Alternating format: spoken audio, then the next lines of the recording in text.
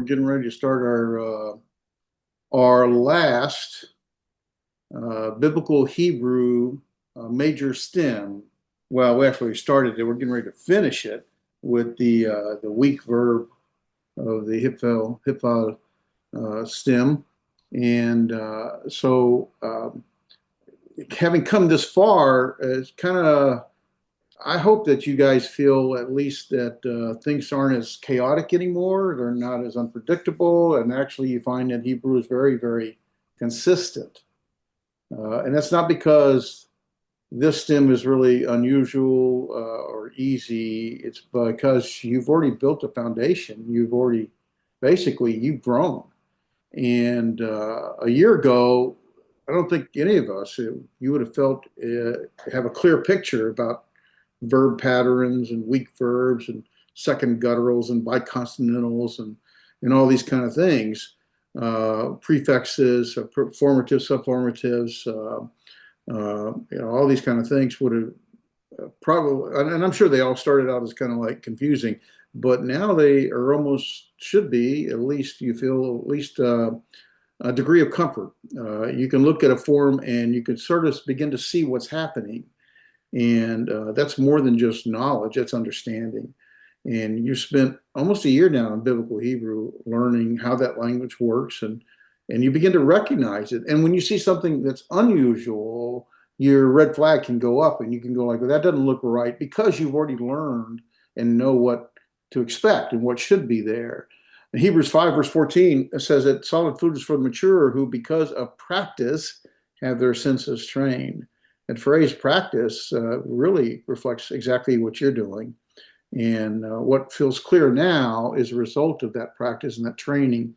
You've developed that knowledge and that practice and a way of seeing the text that you would not have been able to before. Here's why this matters. It matters for your ministry. Not that you're going to be a scholar per se, although you certainly have the tool set to move forward. But you're not just reading your Spanish or English translation, and depending upon the translators, you now have the ability to engage the text much more directly. And I think it's fascinating because you think about Ezra in chapter 7, verse 10, he set his heart to do what? To study, to do, and to teach. That studying is what leads and enables him to do, to put into practice, and to teach. The studying shapes the ability to do and to teach. And so this entire time that you spend all this effort, all these homeworks, quizzes, and tests, and vocabulary words and stuff, it means something, because this year you'll notice, you'll begin to notice things that other people might not. You'll begin to slow down in your reading of the text, more so than you would have prior to taking the class. You'll show more confidence in understanding and using and handling the scripture properly. And you'll learn how to dive in deeper, to look what others might say and reflect on what is more accurate than some might think. Because really, people don't need quick answers as much as they do faithful ones, and you have greater tools to provide that. And today, as we finish up the Hithpael stem, we're looking at the weak verb. The Hithpael often reflects action that involves the you personally, the subject personally. It's a reflective stem that we talked about with typically an intensive type of action and some other nuances. And that's really what this year has really been, right? It's been reflective. It involves you personally and what you've done and what you received as a result of what you've done. You didn't stay on the surface, you engaged in it, you wrestled with the text, and you grew. And for that reason, you're to be very much commended. And I really do appreciate you guys, you ministers of the word, to stick with it. So you don't want to walk away, though, thinking I finished Hebrew. I'm done. I don't have to do this again. Walk away thinking I've been trained to use it and to do more and more carefully. That's something that you want to really carry throughout your ministry. What feels clearer now, and I think much of it feels much clearer now than it did, is a result of your faithfulness and continuing work. that same faithfulness you can bring to the people and to the scriptures where you're called to serve. I really want to commend you and thank you, guys, for your efforts in this class. As you know, not many will walk this path and this journey, and y'all have. And I'm very appreciative of it. And so today we're going to dive into chapter 35, the very last major stem of the Hithpael, and we'll be looking at the weak verbs. We're going to find this quite simple, quite easy, and I hope you guys feel that way. Any thoughts or comments in terms of your journey, or what you've learned, or what you haven't learned, or what you want to learn? Well, yeah, for me, it's been an eye opener because there's a lot of information that, I mean, I had read it before, but now with the knowledge of these stems that we've learned throughout the whole semester and last semester, it's been helpful to understand a lot. Yeah, and for me too, it's been every time I do this, I just learn more, and I have more to learn. So I'm not done, Yeah, and I hope you aren't either. yeah. No, Again, we you don't won't. have to become a Hebrew scholar, but you want the tools to grow beyond the translation that you're given, Yeah, and because you're able to then go deeper, and then by going deeper, you're able to help others to have a better understanding. I would not use my Hebrew in my sermons in that as to show how much I know, but yeah, I would use the what's behind the text, that the knowledge yeah. you gain to help others to grow and see deeper, a deeper understanding. Uh, Exactly. I'm never a fan of, there's a place to say the Hebrew word or the Greek word or this kind Hmm. of stuff, but understand our audience isn't in the same place you are, and you're trying to help them move forward, and you can do so not by you know speaking out a bunch of Hebrew words or Greek words and their meanings or that, but by bringing out the meaning that's behind the text they're holding in Yeah, their hand. exactly. That's the significant value, Yeah. and you hold that, and especially in some of your countries. Okay, they're in Ghana and they're in Costa Rica. I don't know how many people have any Hebrew background or knowledge. I know of two people, David, in Costa Rica, yourself and Andres. That's it. There may be others, but I'm not aware of anyone that has put the kind of effort you guys have. Manuel and Patrick, I don't know any of the people in Ghana, but I'd be surprised to hear that there are other people that have the depth of knowledge. Not that we have great depth, but the depth of knowledge that you have in Hebrew. Remember, this is elementary biblical Hebrew. This is not scholarly, but it is a knowledge base, a foundation that not only allows you to grow, but it allows to help others to grow. And I just really commend you guys for sticking it out. So, any other thoughts? You guys want to bring anything else out? Patrick, Emmanuel, David? In my case, I really enjoyed learning that. I love other languages. I've been studying different, and definitely one of the most desired was the Hebrew and Greek. I'm looking forward for the next course with that. But it it brings a lot of in depth with some words or some constructions about the intent. Many times when we were reading Jonah, we noticed some plays, how God played with some words, Yeah, and word plays. Yeah. yeah, and and some meanings, and even I haven't seen in that in Isaiah as well, how the Holy Spirit plays with some words that sounds like the same, but brings more emphasis. So I love that. I love Hebrew.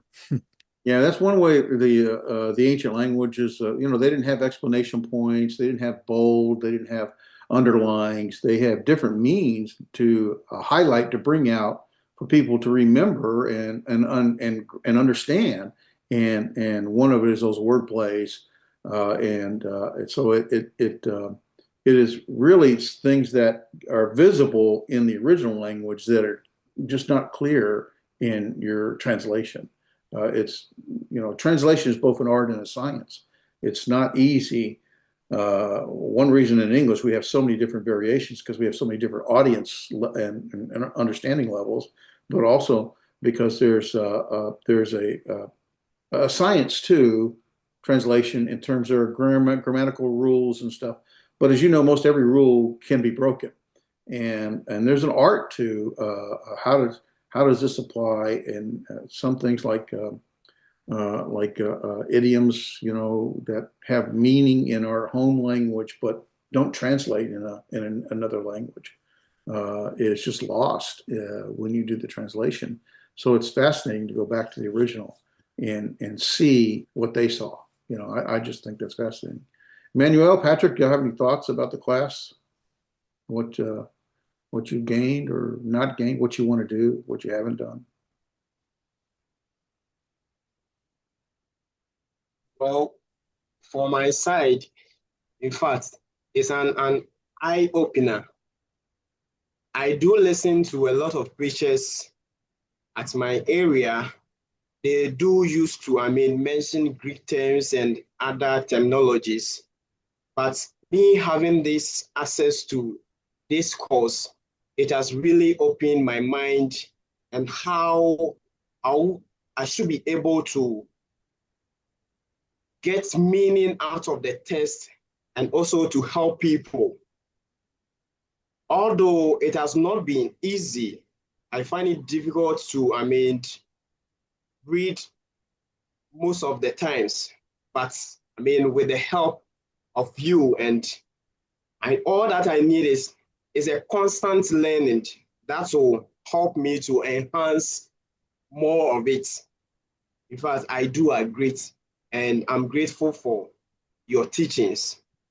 Well, I appreciate that. We're grateful for you and your study. I think you bring out a good point in that ultimately we gain information and knowledge. It doesn't make us smarter than somebody else. We want to be careful with that. We're not smarter. We just spend a little more effort than some other people might have. And the question is really, now what do you do with that effort? And we want to be very careful that we don't come across as knowing more than others, even though you might. Everyone's at different levels, and our role and responsibility is to use the tools that we have to help everyone to grow. And we normally do that best when we're humble with what knowledge and tools we have. So I think this is some great information. Thank you. Patrick, any thoughts from you? Hello. Hello. Yeah, I do agree with what my colleagues have said, and what I would want to add is during our translations class, it gave me a different perspective of how to really study the Bible, and now with the addition of languages, it's have increased and broadened my understanding and how to really study each word and give a very good interpretation of what the Bible really wants to teach us and the context of which they do write. So basically, that's what I would say. Very good. I appreciate that, Patrick, and I think you're right that we should have a greater appreciation for the wisdom of God, the providence of God, and His wisdom in delivering His message in the language that He chose. And the biblical Hebrew, Aramaic is very similar. Once you have a good handle on Hebrew, if you really want to go to Aramaic, it's probably maybe just a couple of 2, 3, 4, 5 weeks, depending upon your learning skills, to grasp the Aramaic because they're built from the same Semitic language. And so, the biblical Hebrew, the biblical Aramaic, as well as we'll start the biblical Greek in August. And I hope you'll consider that class if you haven't had any New Testament Greek. It will do the same. And the nice thing for Ben and for David, I don't know about the native language in Ghana, but I do know in the Spanish native language, They use a lot of declensions, and so there's a lot of similar formation in the biblical Greek with some of the other languages, such as the Spanish. So I think in some ways, for me, in some ways, the biblical Hebrew is more consistent and less variation. So once you sort of learn the pattern, you just keep following the pattern. It's pretty easy. The biblical Greek isn't as consistent. It is very consistent, but has a lot more variations within that consistency, much like the Spanish does. There's lots of different variations, but it's very consistent once you understand what it's doing. But it's a little difficult at least for me, because in our English language, we don't have that declensions and kind of type of thing. So for me, it's more difficult. Hebrew is much easier to learn than Greek is. But for some, it might be just the exact opposite. I think for Spanish-speaking people, they'll find a lot of similarities in the structure of the language, not the language itself, but the structure of the language. And I'm not sure about the various dialects in Ghana, but it'll be interesting. So